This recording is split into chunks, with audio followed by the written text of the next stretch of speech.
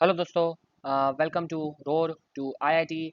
और जैसे कि आप सब लोगों को पता है कि अभी हम हमारा JEE mains 2020 rank booster question series हम चला रहे हैं।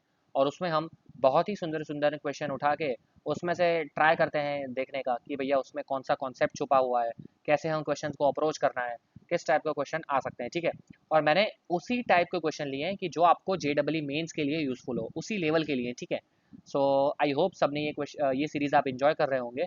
ये ऑलमोस्ट मेरा 21st लेक्चर है, अब तक 20 वीडियो अपलोड हो चुके हैं। ठीक है, हर रोज़ 6:30 बजे हमारा वीडियो आ जाता है। ठीक है, तो विदाउट वेस्टिंग अ टाइम चलिए हम स्टार्ट करते हैं आज का हमारा पहला क्वेश्चन। ठीक है, okay, this is our first question.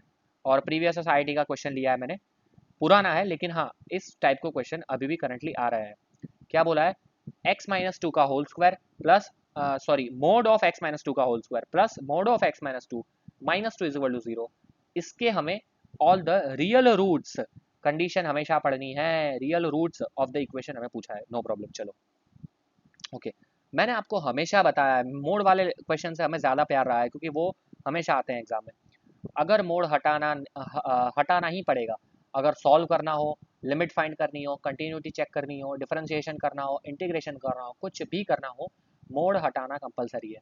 और अगर हम मोड हटाते हैं तो प्लस और माइनस दोनों ऑप्शन हमारे खुल जाते हैं। ठीक है, तो यहाँ पे भी ऐसा होगा। हमें कोई कंडीशन नहीं दी है, सिर्फ हमें ऐसा बोला है कि रियल रूट्स फाइंड करो। ठीक है, तो हमें कोई कंडीशन नहीं दी है, तो रियल रूट्स तो दोनों तरीके से हो सकते हैं। अब यहाँ पे मोड है x-2 पे। ठीक है, मोड है x-2 पे, तो यहाँ हमारे पास दो ऑप्शन है कि if x is greater than और इक्वल टू 2, तो क्या होता है हमें पता है कि mod of x-2 is equal to x-2।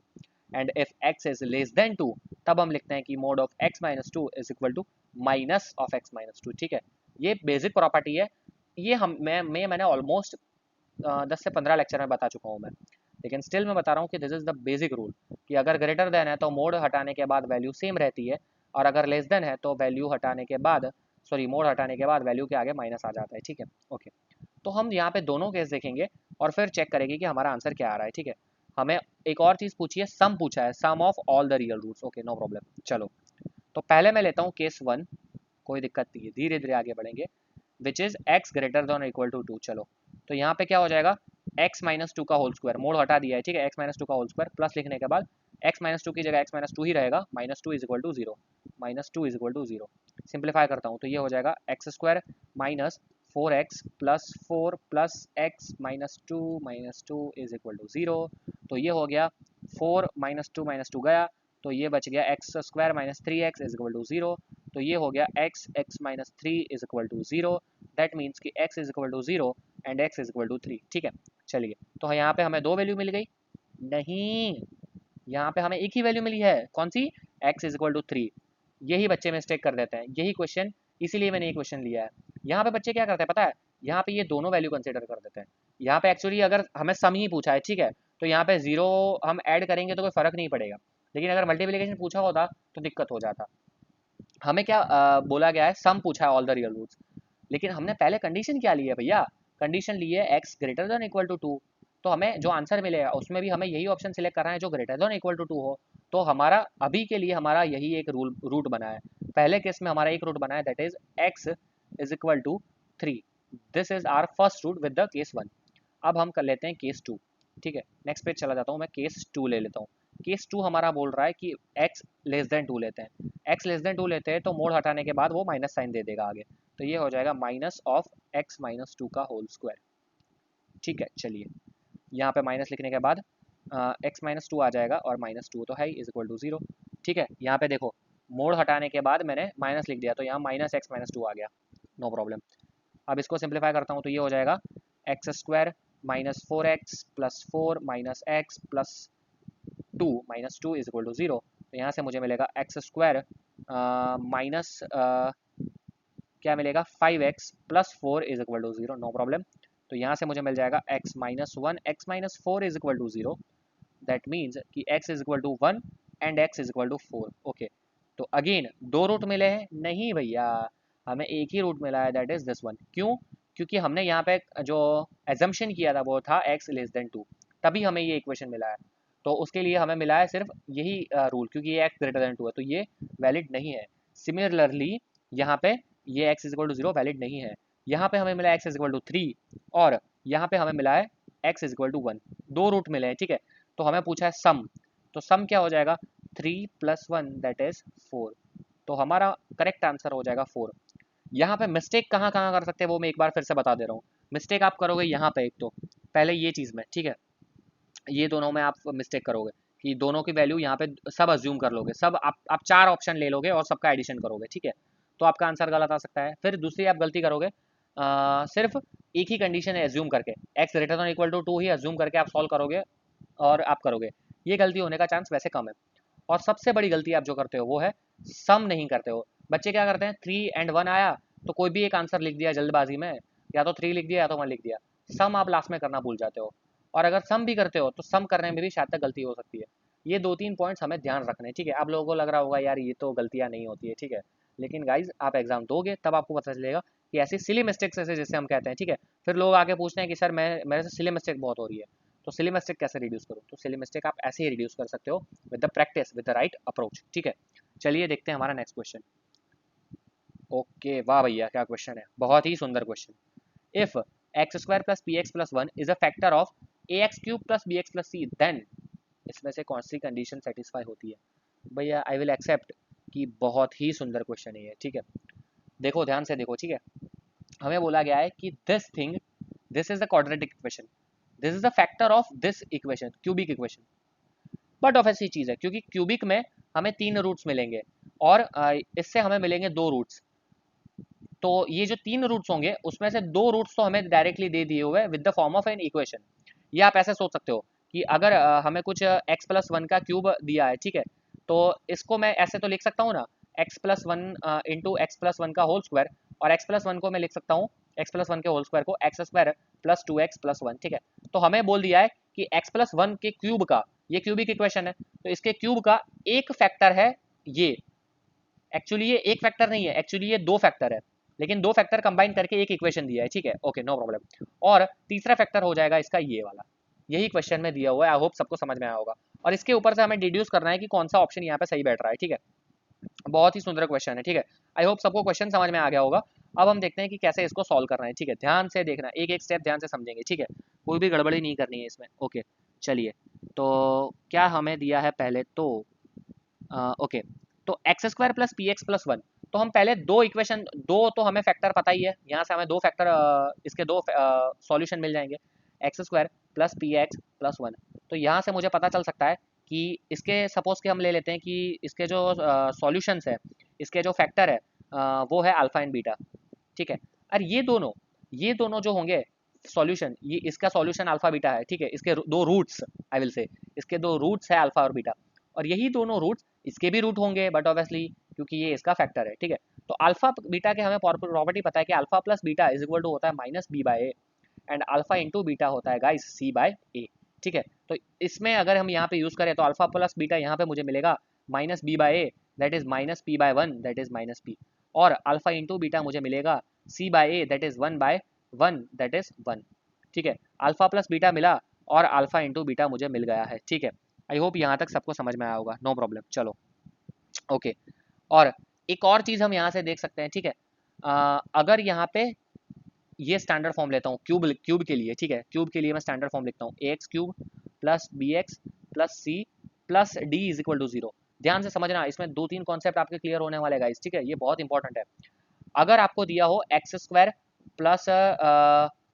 + bx + c, ठीक है, ये स्टैंडर्ड फॉर्म हो, दैट इज क्वाड्रेटिक इक्वेशन, तो आपको याद रखना है ये दो फार्मूलाज, कि अगर उसके दो रूट्स है अल्फा बीटा तो ये दो फार्मूलाज है, ठीक है। Alpha + beta into alpha + beta वो हो जाएगा -b/a, और अल्फा इंटू बीटा होगा c/a, ठीक है, चलो नो प्रॉब्लम।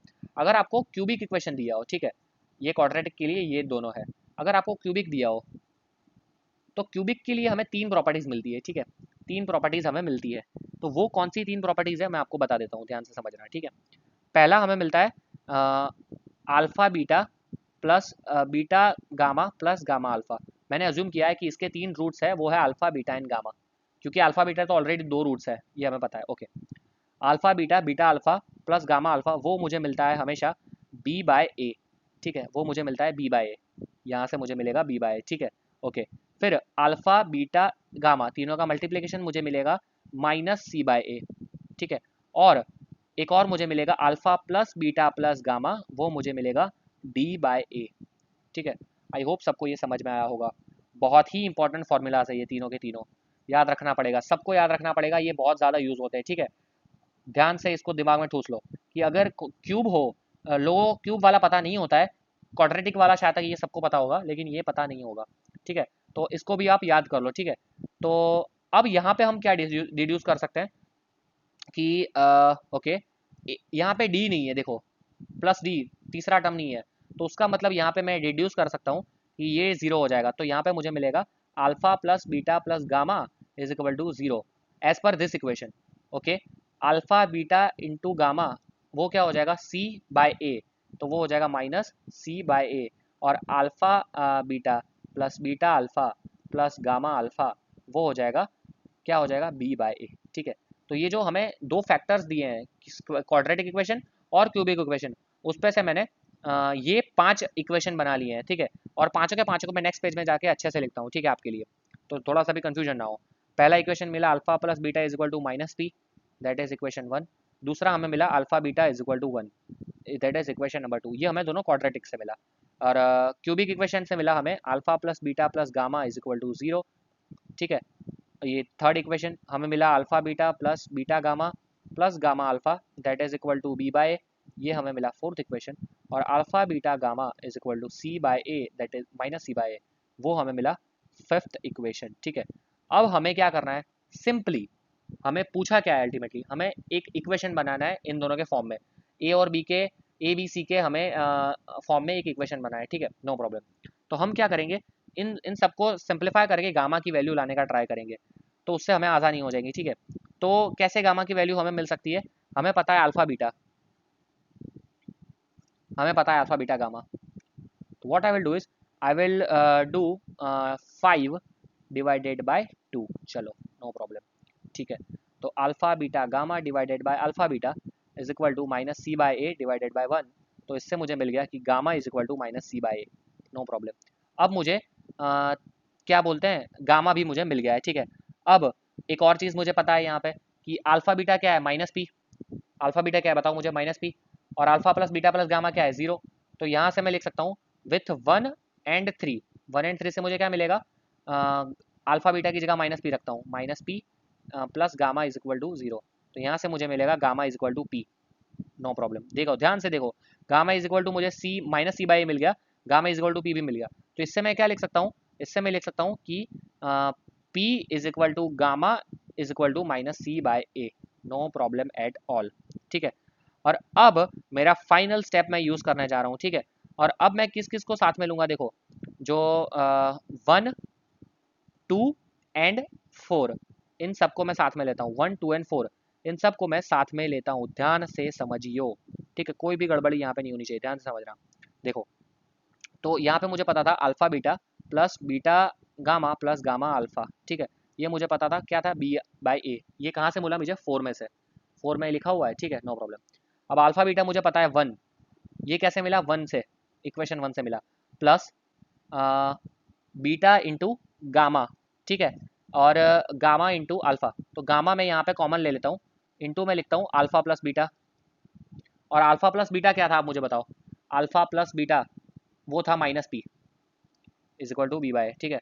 तो 1 plus gamma into minus p is equal to b by a. I hope यहाँ तक सबको समझ में आया होगा।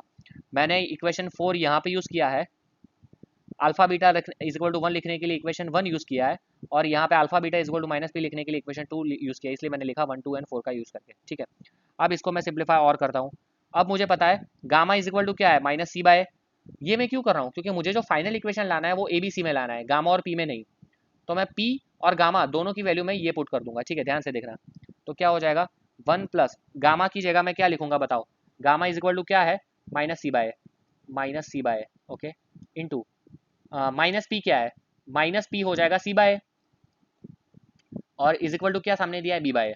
भैया काम हो गया मेरा, पूरा का पूरा इक्वेशन मेरा ए बी सी में आ गया। अब सिर्फ सिंप्लीफाई करना है, एलसीएम लेता हूँ तो ये हो जाएगा a square minus c square divided by a square is equal to b by a. A एक दूसरे को मार डालेगा, that means a square minus c square is equal to a into b, ठीक है। सो ये मेरा हो गया correct answer, this is my final answer. तो मेरा फाइनल आंसर आएगा a square minus c square is equal to a b, that is option number c is my correct answer. I hope ये question सबको समझ में आया होगा और सबको मजा होगा। देखिए कितना सुंदर तरीके से हमने सिर्फ बहुत ही बेसिक जो प्रॉपर्टीज होती है उसका इस्तेमाल करके उसको डिफरेंट तरीके से मैनिपुलेट करके हमने ये आंसर लाया। ठीक है, अब आप लोग सोच रहे होंगे कि सर मुझे क्या यही सीक्वेंस में फॉलो कर रहा है? नहीं, ये मैंने ये सोचा और मुझे यहाँ पे दिखा कि अल्फा बीटा है, अल्फा बीटा गामा है, तो मुझे गामा मिल जाएगा। इसी तरह से मैंने सोचा अल्फा बीटा है गामा है तो मुझे गामा इज इक्वल टू फिर से मिल जाएगा, और मैंने यहाँ पे पुट किया। ठीक है, आप अपने हिसाब से भी सोच के तोड़ मड़ोड़ के इक्वेशन को मैनिपुलेट करके आप इक्वेशन आंसर ला सकते हो, आंसर आपका सेम आना है। लेकिन आपको एक चीज़ क्लियर होनी चाहिए कि मुझे जो आंसर लाना है वो ए बी और सी के टर्म में है। तो मुझे क्या करना है, गामा जो हमारा थर्ड रूट था और पी उसको रिड्यूस करना है, बस जितना हो सके उतना रिड्यूस करो और आपका फाइनल आंसर आ जाएगा। आई होप ये क्वेश्चन में सबको समझ में आया होगा और सबने ये क्वेश्चन अच्छे से इन्जॉय किया होगा। ठीक है, दो क्वेश्चन लिए हैं आज हमने और दोनों के दोनों बहुत ही सुंदर और बहुत ही इंपॉर्टेंट थे। ठीक है, so sorry, so I hope सबको मज़ा आया होगा और इसी तरह से आगे नेक्स्ट लेक्चर में और हम दो अच्छे अच्छे क्वेश्चन देखने वाले हैं। So till then thank you for watching this video guys. अगर आपको पसंद आया तो वीडियो लाइक कर दीजिए, शेयर कर दीजिए और कमेंट करना ना भूलें। कमेंट करना बहुत ही ज़रूरी है, लाइक करिए वीडियो को तो हमें पता चलेगा कि नहीं आपको वीडियो पसंद आ रहा है। ठीक है, तो चलिए मिलते हैं हम नेक्स्ट लेक्चर में, तब तक के लिए धन्यवाद।